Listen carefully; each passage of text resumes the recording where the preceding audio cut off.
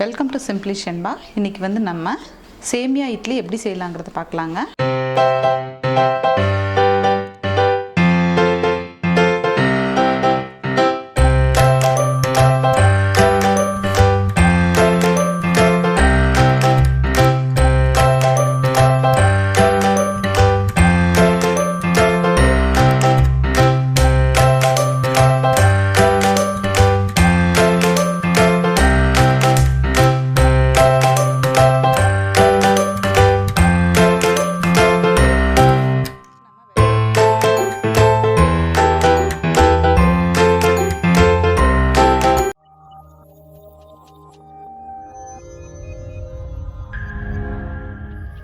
நான் கொஞ்சம் சேமியா எடுத்திருக்கேன். இதை வந்து நம்ம கொஞ்சம் இப்போ வறுத்து எடுத்துக்கலாம்.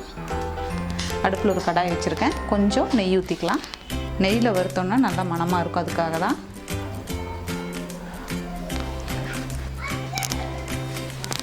இதை கடாயில் நம்ம ஆட் பண்ணிக்கலாம்.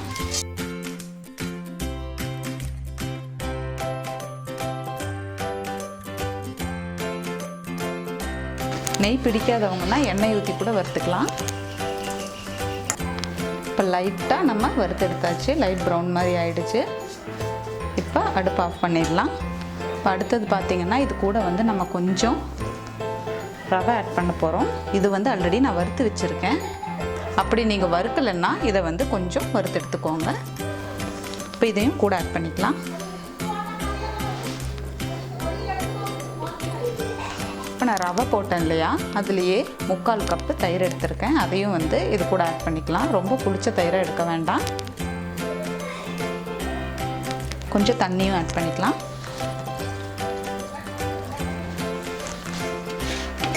இது கூடவே நம்ம இப்போ கொஞ்சம் உப்பு ஆட் பண்ணிக்கலாம்.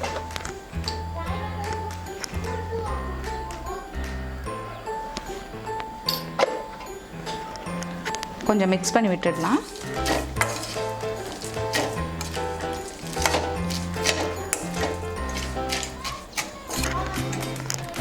இன்னும் கொஞ்சம் தண்ணி ஆட் பண்ணிக்கலாம்.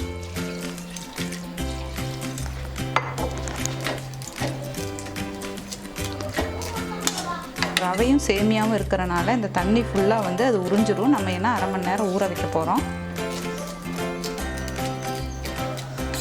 கொஞ்சம் மிக்ஸ் பண்ணியாச்சு. இப்போ இது கூட பார்த்தீங்கன்னா நான் 2 பச்சை மிளகாய் ஆட் பண்ணுறேன்.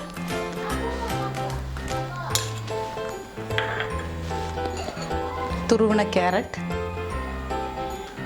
ஒரு பெரிய கேரட் எடுத்திருக்கேன் நான்.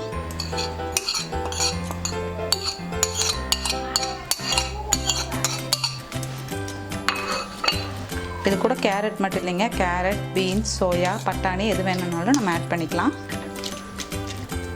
இப்போ அது கூட பொடியாக நறுக்கி வச்சுருக்கிற கருவேப்பிலை கொஞ்சம் ஆட் பண்ணிக்கலாம்.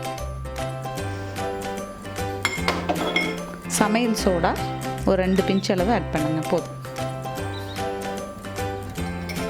நல்லா மிக்ஸ் பண்ணி விட்டுடலாம். இப்போ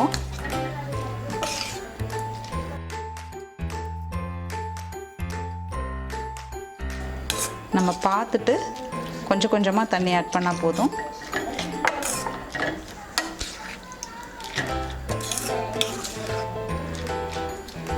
இப்போ நல்லா மிக்ஸ் பண்ணியாச்சு.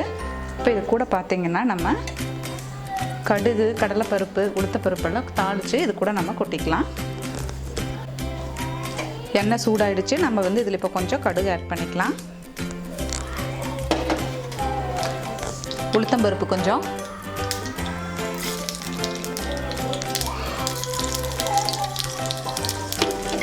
கடலைப்பருப்பு கொஞ்சம்,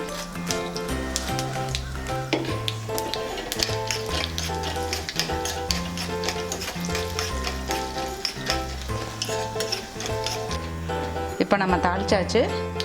இதில் கொட்டிக்கலாம்.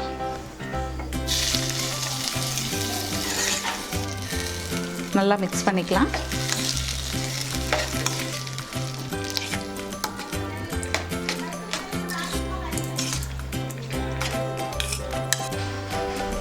இப்போ நம்ம எல்லாமே ஆட் பண்ணியாச்சு. இது பார்த்திங்கன்னா நம்ம ஒரு 15 to 20 மினிட்ஸ் நல்லா ஊறட்டும். மூடி வச்சிடலாம். நம்ம ஒரு 20 மினிட்ஸ் வந்து இதை நல்லா ஊற வச்சாச்சுங்க. பாருங்கள், தயிர், தண்ணி எல்லாமே வந்து நல்லா மிக்ஸ் ஆகிடுச்சு. நல்லா ஊறி இருக்கு. இப்போ இதை வந்து நம்ம வந்து இட்லி பாத்திரத்தில் வேக வச்சு எடுத்துக்கலாம். இட்லி மாதிரி ஊற்றிக்கலாம். நான் இட்லி பாத்திரத்தில் துணி போட்டு வச்சுருக்கேன். இப்போ அதில் பார்த்திங்கன்னா கேஷ்யூ நட் 2 வைக்கிறேன். நான் வந்து இதை வந்து எண்ணெயில் வறுக்கல. உங்களுக்கு வேணும்னா வந்து எண்ணெயிலையோ நெய்லையோ நீங்கள் வறுத்துக்கலாம்.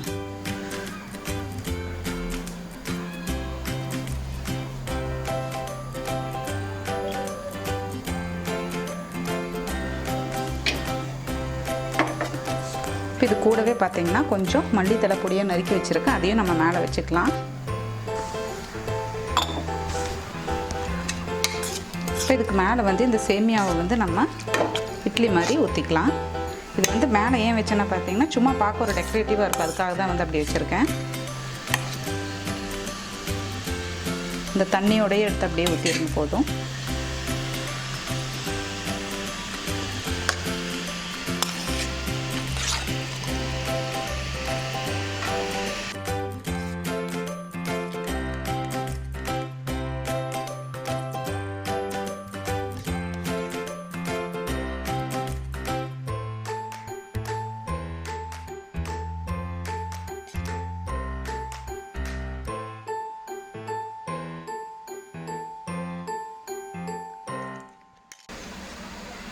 எல்லாமே ஊற்றி வச்சு நம்ம இனி வந்து மூடி வச்சிடலாம்.